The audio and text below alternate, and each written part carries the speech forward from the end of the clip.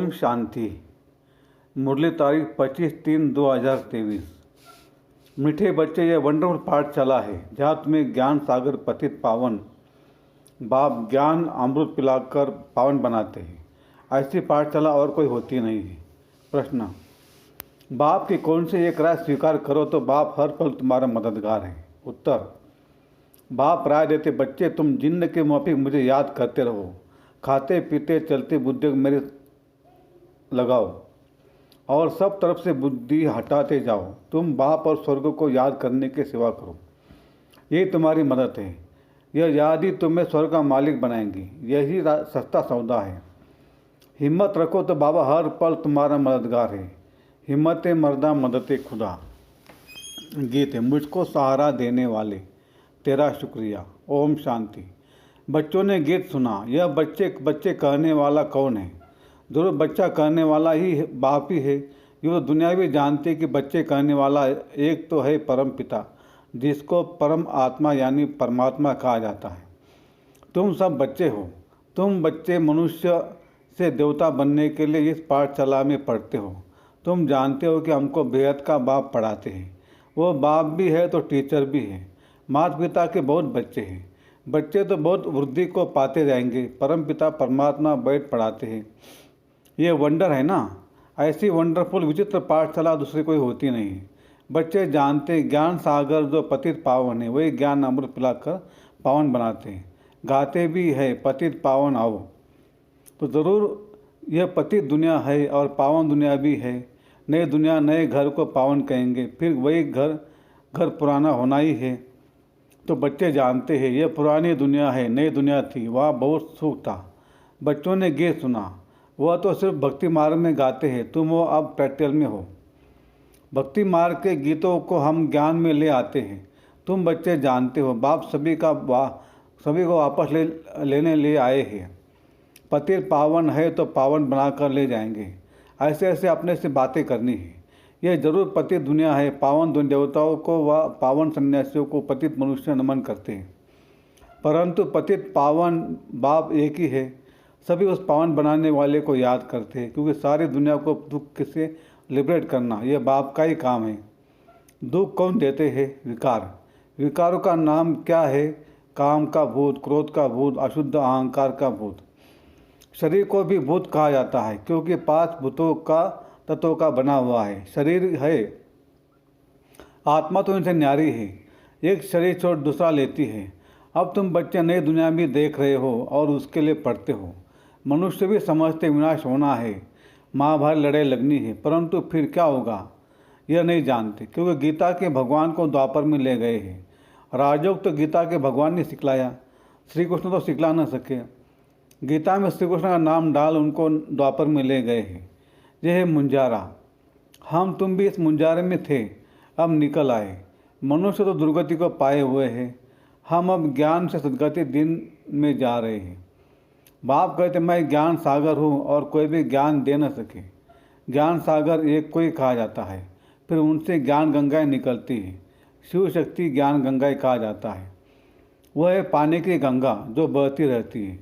ऐसा तो नहीं पानी की गंगा जहाँ चाहे वहाँ जा सकती है, नहीं। तुम ज्ञान गंगा जहाँ चाहे वहाँ जाकर ज्ञान दे सकती हो। वही ज्ञान गंगा प्रकट हो जाती है। वह फिर समझते हैं फलानी जगह गंगा निकली, फिर एक गौमुख बना देते हैं। वास्तव में गौमुख तो तुम बच्चा हो। तुम गौ के मुख से यह ज्ञान निकल रहा है। तुम हो ज्ञान सागर से निकली हुई सच्ची सच्ची गंगाएँ।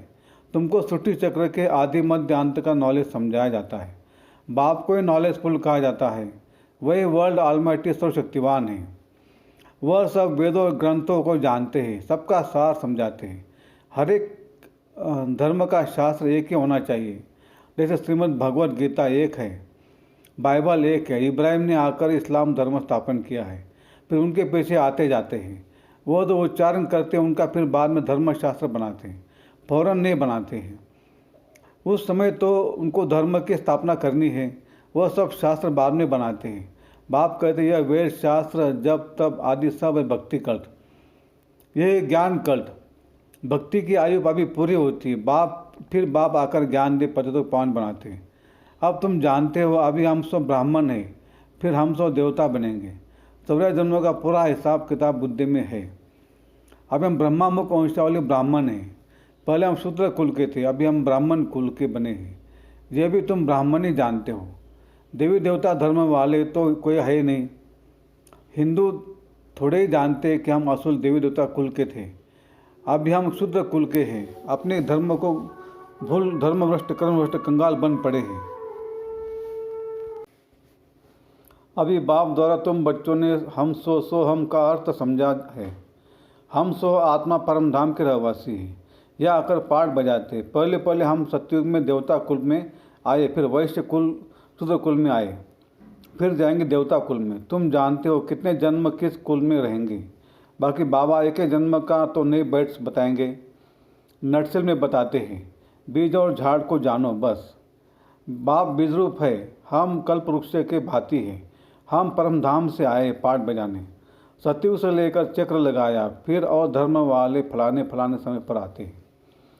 फिर जब विनाश होता है तो सब आत्माएं वापस जाती है, फिर अपने अपने समय पर नंबरवार आती है धर्म स्थापन करने।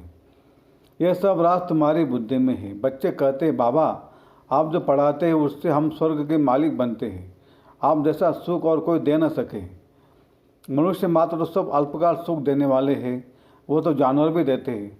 मनुष्य का जीवन तो अमूल्य कहा जाता है। मनुष्य ही देवी देवता बन सकता है। मनुष्य विश्व का मालिक बन सकता है। बाबा आपने जो सुख दिया वह कोई भी दे नहीं सकता। बाबा आप तो हमको विश्व का मालिक बनाते हैं। आप विश्व के रचयिता हैं। तुम तो सिर्फ बाप को याद करते हो बस, और कोई हठयोग आदि की बात नहीं। तुम बाप के बने हो, जानते हो बाबा नए विश्व का रचयिता है। बाबा परमधाम से आए हैं। मोस्ट बिलीवेड बाप है। सब उनको याद करते हैं। बल कोई भी धर्म वाला होगा वो गॉड फादर, हे भगवान व अल्लाह जरूर कहते रहेंगे। बाप कहते मैं सभी को सुख देकर जाता हूँ, तब भक्ति मार्ग में मुझे याद करते हैं। अभी फिर सुख देने आया हूँ, फिर आधा कल्प मुझे कोई भी याद नहीं करेंगे। वहाँ माया रहती नहीं तो दुख दे। तुम विश्व के मालिक देवी देवता बन जाते हो तो तुम बच्चों की दिल में रात दिन यह रहना चाहिए।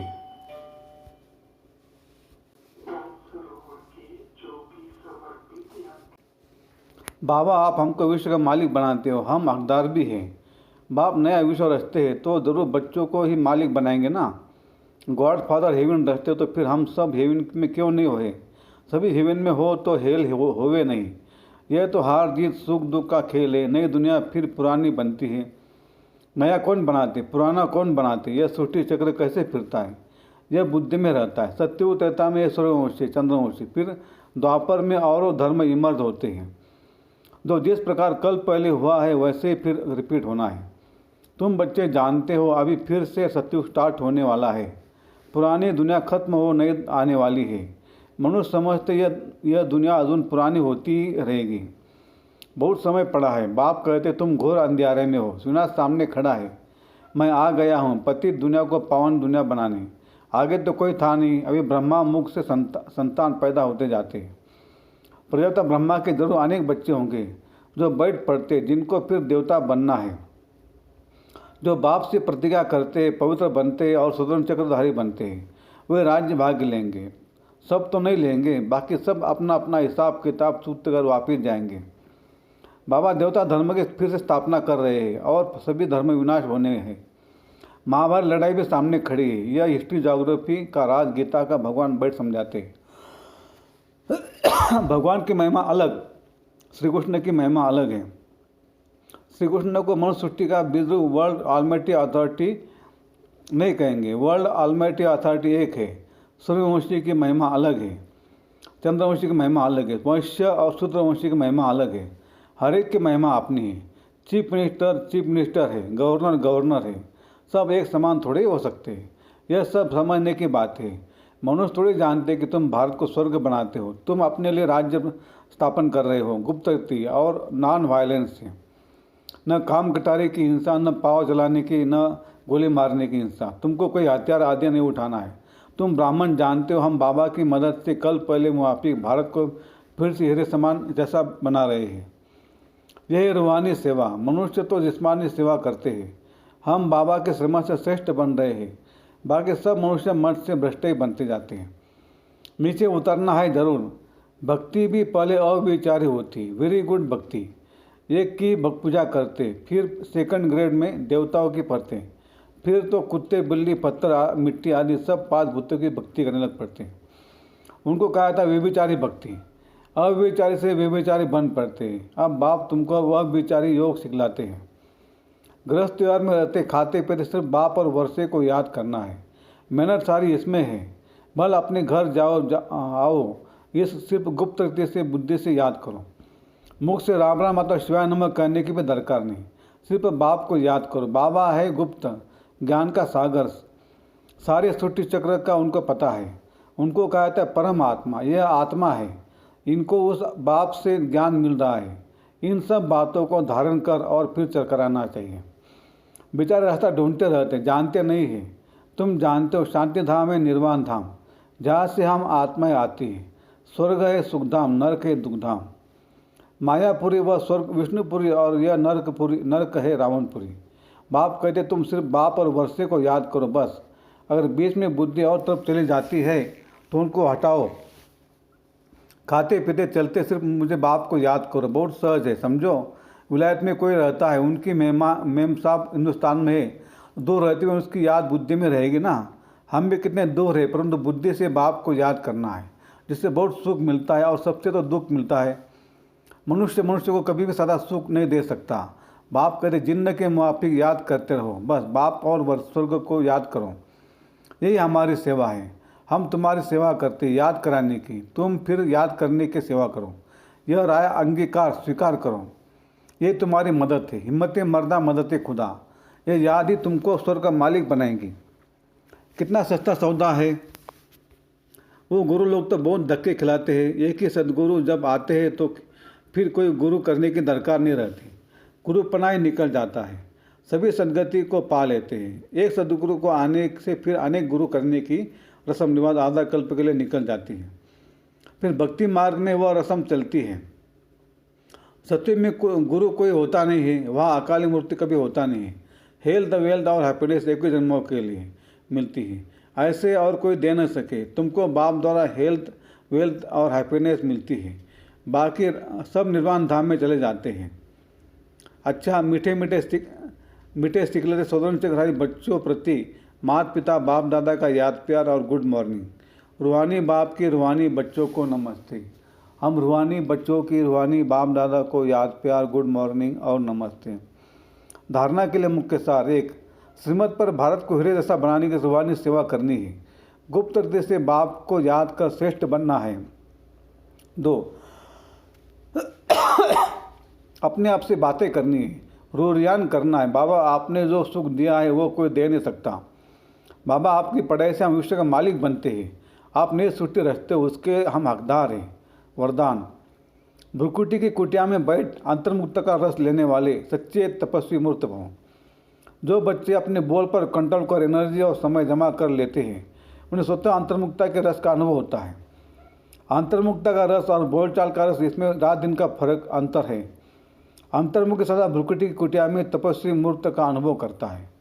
वो व्यर्थ संकल्पों से मन का मौन और व्यर्थ बोल से मुख का मौन इसलिए रखता इसलिए मंत्रमुक्ता के रस की अलौकिक अनुभूति होती है।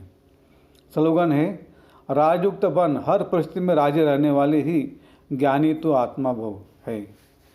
Thank you Baba, thank you.